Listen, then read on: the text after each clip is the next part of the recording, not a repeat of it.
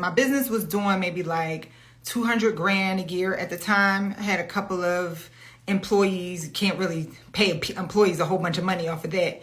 And I was so nervous about getting funding because like he prepped me. He was like, okay, this is where your credit needs to be. Your business is healthy. Now I could get you like 100, 200 grand. And I'm like, what? Welcome, blessed investors, to the AntiHustle podcast, where I, Nicole Purvy, am live documenting my journey of growing my revenue to $100,000 per month using spiritual weapons given to us by God. Let's get free. So I started the show last week and I'm so into this. I'm so excited. I think I got some really good gems out there. But I realized that I have not given you a good foundation for what my business is and where I am in business. So this week and next week, I'm going to lay some really good foundation. And then the actual journey is going to kick off, because then you guys will have context for the things that I'm doing and why I'm doing those things. So today we have a format for the show every episode. The first thing we're going to do is I'm going to talk about the things that I work on today, which we're not going to do today because remember, I'm going to lay a foundation this week. Okay, so instead of talking about the things that I'm working on, I'm going to lay a foundation. I'm sure I'll fit in some things that I'm working on as well. But I'm going to lay a foundation for my business and how it's set up. And hopefully you can go and do that as well, right? You can take some inspo for how my business is set up. Then also we're going to go over the scripture for the day, and we're going to go over the small deed for the day. So, okay, as I'm laying a foundation for you guys so you can understand how my business is set up, I need you to understand that I have been an entrepreneur for almost 13 years now, and I own multiple businesses. So let me tell you a story. When I first started dealing in business credit, I worked with a business credit specialist. Shout out to Marcus Knuckles. I love him. And I was like really, really nervous because my business was doing maybe like 200 grand a year at the time. I had a couple of employees, can't really pay employees a whole bunch of money off of that. And I was so nervous about getting funding because like he prepped me. He was like, okay, this is where your credit needs to be. Your business is healthy. Your business is doing this. Now I could get you like 100, 200 grand. And I'm like, what? So in the prep conversations, we probably had maybe like 3 or 4 meetings where we were just meeting, okay? And in those prep conversations, he said something to me that changed the game for me. He said, every business needs some aspect where the cash register is just coming in every day. Let me rephrase that. He said, every business owner needs a business. Every entrepreneur needs a business where the cash register is just ringing every day. You need a cash-heavy business. And when he said that, my business it wasn't a cash heavy business, but I probably had a client that paid me like maybe every day, every other day, large chunks of money, right? And when he said that, he meant like, like $5, $20, $100, like think like a retail store. And when he said that, really stuck with me. And it stuck with me because it's like, if you're going to be out here doing this entrepreneurship thing, right? Like it doesn't make sense for you to continuously want to be in this state of a lack of stability, right? And with entrepreneurs, we have expenses out the wazoo. When I say wazoo, I mean, y'all don't even understand the expenses that we have. And you need to be able to have some mechanism that provides some stability to you to be able to bring in cash no matter what. Like you always have cash coming in. Like I'm going to sleep, I wake up, tomorrow I got cash. Don't matter, right? And so it just so happens that I was building the Better Than Success Real Estate League. Now, I'm going to lay out the foundation of how my business is set up later, but I want you to just do some math. I have people paying me a range of about 400 people paying my business, not me, paying my business a range of, we have very few people who are still paying $20 a month all the way up to $200 a month. Most of the people are in the $100 a month range, okay? And so they're paying on a monthly basis. And so you can imagine every day the cash register is ringing. cash register is ringing, right? And so when he said that, that made me understand I needed to focus on building that business outside of the fact that the business brings so much value to so many people. Like, I'm not just doing this business just to make Nicole rich. I'm bringing value to people. So I focused my energy on building this business out that had the cash register going. Okay.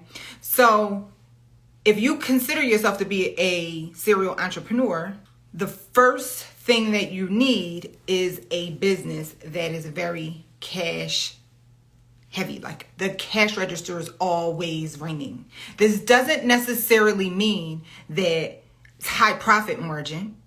Now, that's a whole nother conversation, right? We can work on making this business be more profitable, but you need a business that is profitable. Like, we don't want you running in the red, but you need to have at least a business or a venture where you are bringing cash in every single day. Okay? There are so many businesses that you can set up on the fly that are like this. Okay? Hey, real quick. If you love this episode, make sure you pick up a copy of my Christian-based business book, also called The AntiHustle, Unlocking the Secrets to Limitless Success Through Faith. Originally published in 2017, this is the revised edition with the exact spiritual principles and scriptures from the Bible I used to thrive as an entrepreneur back in 2017. And then after that, I used the same principles to grow a multi-million-dollar real estate portfolio from $0 and build a $50,000 per month business to now on my way to $100,000 per month. Pick up your copy of The Anti-Hustle at theantihustlebook.com. Okay, now let me say this to you. As you are building these 4 different types of businesses, this is not something you're going to do overnight. This is something that is going to be a 2-5 year journey. You're going to have these 4 different types of businesses. Okay, so the first one, focus on having a cash intensive business. Deal is a word for it, and I know I'm not saying the right word, but it doesn't matter. Cash coming in every day, no matter what. Cash. Okay? This might not be your passion. Mine just so happens to be my passion. This business might not be your passion, but it's a necessity for you. I'm going to talk to you why at the end of why this business is a necessity. Okay? The next business that you're going to need to have is a wealth building business. A business that is in the business of adding to your net worth. Now, most businesses, if it's in the black, right, you are making a profit, depending on the industry that you're in, it's automatically, if it's doing well, it's automatically going to add to your balance sheet. If you have a service where you are the artist, I'm sorry, it's not, right? So if you are like a physical artiste, you cannot sell that business. So you need a business where it's actually adding to your net worth. You already know what I'm going to say. It's real estate. Period. I don't know any other business. Maybe we can buy some gold, trade cattle, corn, trading commodities. I mean, I'm not exaggerating. Like, these are actual businesses that will add to your net worth. They will go, the assets will go on a balance sheet. Maybe you have where you're selling equipment or something. I don't know. But real estate to me makes the most sense. You need something like this because that other business, that cash heavy business might not be adding to your balance sheet. So this is why you need this business. You need this business because we are entrepreneurs, because we want to hand something down to our children. If you have a business that's cash heavy, that doesn't add to your balance sheet, if something happens to you and you're an artist, it doesn't add to your balance sheet, you can't hand that down to your children. Also, there will be certain financial instruments that are available to you when you go and you have a nice airtight personal financial statement. So you need a business that you also run that does something to add to your net worth. That's the second type of business. The third type of business is you need a large ticket item business. A large ticket item business. Okay, what does that mean? This is a business where once a week, twice a week, once a day, you can do large ticket item transactions. These businesses come in handy if you're strapped for cash and you're like, yo, I need to make some money. I need to get busy so that I can be bringing in a good chunk of money. Like, oh, I got this unexpected expense coming up. I need to make an extra $1,000. I need to make an extra $2,000. You need a business like that. For me, that business is I am a commercial mortgage broker. We do commercial loans, like hard money loans. We broker hard money loans. This is great. Without even trying, this business is bringing in 10 grand a month. Yeah, about 10 grand a month. I legit don't try. I'm not even saying that that's good. That's actually bad. Some of you are like, why don't you work harder on this business? That's bad. And I'm not counting that money towards my 40 grand per month. I mean, the 40 grand that I'm turning into 100 grand. Okay. So you need a business, and these businesses are actually relatively easy to get into. I wish I can think of more outside of the one that I have right now, but like if you're an agent, if you are something where you're just providing a service, you're brokering, you're middlemaning.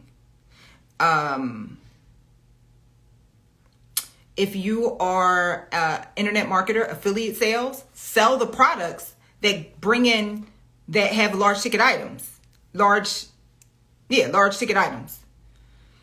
If you're a consultant and you want to sell some one-on-one coaching time, I have a couple of our real estate executives of the Better Than Success Real Estate League. When they need extra money, they'd be like, yo, I'm doing some coaching one-on-ones. Boom. $1,000 right there. All they need is one taker. So you need a business like that. Okay. And the last type of business that you need is a hobby business, because we're serial entrepreneurs and you never know, because some of us have this natural knack for doing business.